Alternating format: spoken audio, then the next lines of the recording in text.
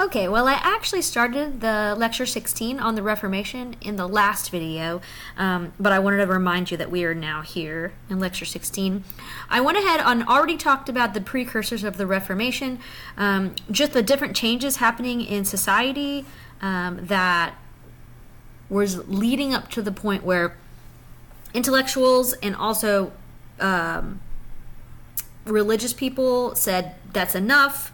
You know, we've gotten so far away from the vision of the New Testament and the vision of Jesus. The church is corrupt. We need to change something. And so now we are at this point.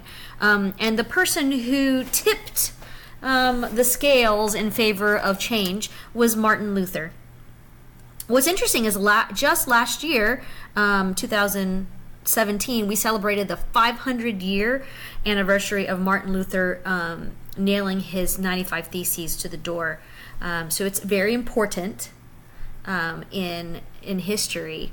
So Martin Luther was a scholar and he was a monk. So he was a Catholic, and he saw the inner workings of the church, and he saw how corrupt leaders could be. He saw how there were some beliefs and some theology that was taking over the church that was very far from what the Bible taught. And so on October 31st, 1517, he nailed his 95 complaints, his 95 Theses, to the church door in Wittenberg. And from then on, many things changed for the church. He ended up founding the Lutheran Church, which was the first Protestant denomination.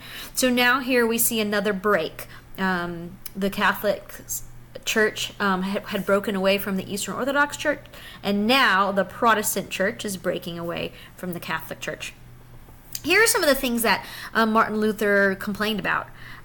First of all, it had become a practice for selling indulgences, and what that means is that clergy, bishops, and even the Pope himself would sell basically blessings or would get money from people so that they can buy their relatives out of purgatory or out of hell. And of course, there's nothing like that in the Bible. Purgatory does not even actually come up in the Bible. And so what was happening is basically they were building these beautiful churches, and these clergy were getting rich because they were selling something that was not true, something that was false. Indulgences. So Luther said, this has got to stop. This is corrupt practice, and we cannot do it. The other thing he protested was the fact that the sacraments, and at this point in Catholic Church history, there were 7 sacraments, being baptized when you're a baby, and First Communion, confirmation, marriage, things like that. They had gotten to the point where the church was emphasizing these sacraments as the way of salvation. So if you did these 7 things, or at least most of them, then you could be saved. Well, Luther, after reading Paul again and studying him, he says, this is not what the Bible says. The Bible says that you are justified by faith alone. When you have faith in God and you start to follow Jesus with your life, that's what saves you, not that you perform these particular deeds. So he says, we've got to completely change the way we're doing church. Also, he did not like the idea that priests were forced to be celibate. All throughout the Catholic Church, popes, bishops, monks, anybody who was a priest could not be married. And this led to really many problems. This is, again, nothing that the Bible requires.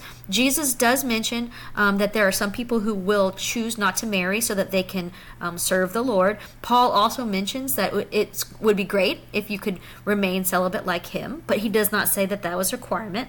And so when priests and others are forced into celibacy, there were so many problems. On the side, they were having mistresses, they were abusing people, and you see that even in modern history when priests will abuse children. And it's because they're being forced into celibacy when that is not something that they are gifted at. Paul even mentions that it's a gift to have, to be celibate and to not marry or have sex in your life. So here, Luther is saying this is a bad practice. We need to not force people into celibacy. We should be able to marry. And so that's what he did. Even though he was a monk, he married, and he encouraged other priests and nuns to marry as well. The last thing that he really emphasized was the fact that Scripture and the worship in church should not only be in Latin, because that just means that the people who are educated can understand it and can lead it, but nobody else can. So he actually translated the entire Bible into German so that all of his fellow German brothers and sisters could read the Bible. So these are huge changes that are happening in the church, and it really starts off this division between Protestant churches and Catholic churches. Other reform is going on across the board. So you don't just have Lutheranism starting, you have many other denominations. In Switzerland, there are two reformers who are famous. Ulrich Zwingli was a Swiss reformer who had been studying the New Testament in its original language in the Greek, and he changed his mind about the way the church should be, and so he reformed churches in Switzerland. Another very famous Swiss reformer was John Calvin.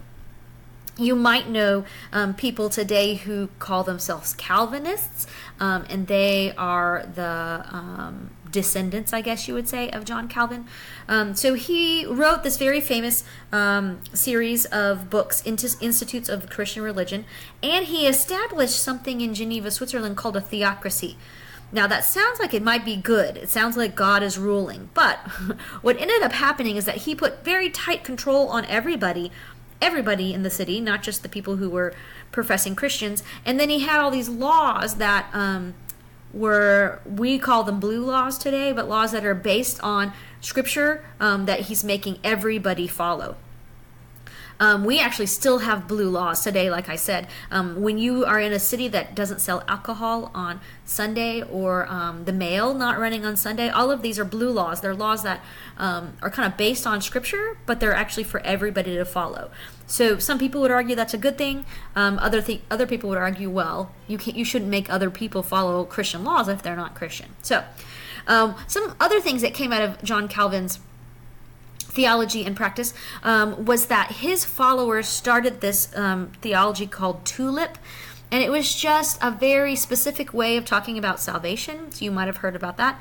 Also, John Calvin influenced the English Puritans, and so when the Puritans came over to America and started Puritanism there, you get that very strict idea that everybody needs to go to church and everybody needs to follow these laws, whether or not you are a practicing or professing Christian. It's kind of forcing people really into Christianity. So even though he had good intentions and he wanted to change some of the corrupt practices of the Catholic Church, he himself came up with some practices that would be very harmful in history, throughout history actually. At the same time, there are things going on in Switzerland. The English Reformation is happening, and this is when the Church of England is formed. Now, this is mostly a politically motivated reform. So we're talking about Henry VIII. If you've ever heard the song, I'm Henry VIII, I am, talks about how many wives he had. Well, he had wanted to annul his marriage and get remarried, but of course the Catholic Church did not allow annulments, divorces, things like that, or remarriages. So he basically, for that and other reasons, formed his own church, the Church of England. And because he did that, he was able to divorce and remarry. And then you have his successors also making some changes. Edward VI came after him. And then the famous Bloody Mary. Bloody Mary wanted to change England back to Catholic. So you get this long period of time where the Catholics and the Protestants start fighting in England. So Bloody Mary ended up persecuting anybody who was a Protestant, who would not follow the Catholic Church. She ended up killing 300 Protestants and exiled many others. Many of those Marian exiles, as we call them, the ones that Mary exiled, ended up becoming Puritans, and they come over to America. So a lot of connections happening here in England and America. And then when Elizabeth I becomes Queen Elizabeth, who's famous in history as well, she went back to the Church of England, or Anglicanism, and she said that she wanted to solidify that as the state religion of England. There's also a radical Reformation that's happening at this time period. If you know anything about the Anabaptists, these Anabaptists wanted to return to the practices of the New Testament church. You remember that when we talked about Acts and you wrote out some of the things that the early church did. So they wanted to separate church and state. They didn't want there to be a case where the whole of England had to have a particular faith, right? So they wanted to separate church and state. They wanted to make it on the basis of faith that people become members of the church, not that they're coerced or anything like that. And they believed in a baptism when you're older or an adult, not as a baby. They said you have to be able to confess Jesus, to follow Jesus, and then you are baptized. And so these people were pacifists, so they did not believe in war or anything like that. But they were very harshly persecuted by both the Catholics and the Protestants. We think about 10,000 or more of them were martyred in horrible ways. Many of them were drowned in rivers because they were making fun of the fact that they believed in believers' baptism, where you would be immersed in the water and come back up. The descendants of Anabaptists are Mennonite, if you know Mennonite, the Brethren, and then some people believe that modern Baptists, take many of their ideas from Anabaptists. So this was another Reformation happening that was not as successful as some of the other ones, mainly because so many of them were martyred, but it does have many groups that form out of them and then eventually will become important in American Christianity. And then within the Catholic Church, there is a Reformation as well. Some priests and some nuns decide to form particular orders that focus on spirituality and mysticism, praying more, changing the fate of those who are in socially low positions. And so Teresa of Avila is one of them. Ignatius of Loyola, who founded the Jesuits, and they really started a renewal in the Catholic Church to focus more on spirituality and less on politics. The other thing that happened in Catholicism was that the Council of Trent met and they solidified some new rules for Catholicism to kind of set it on a right path. So all of these things are happening during this time of Reformation. That's the last slide. This last slide just gives you an idea of who are some of the reformers and what churches started from them. So if you look at Martin Luther, he started the German Lutheran Church, and today it is known as Lutheranism. So there are Lutheran churches all over the world. John Calvin started in Switzerland and then eventually into France, started the Reformed movement, the Reformed Church. And the churches today that are Reformed are Presbyterian and Scottish Presbyterian.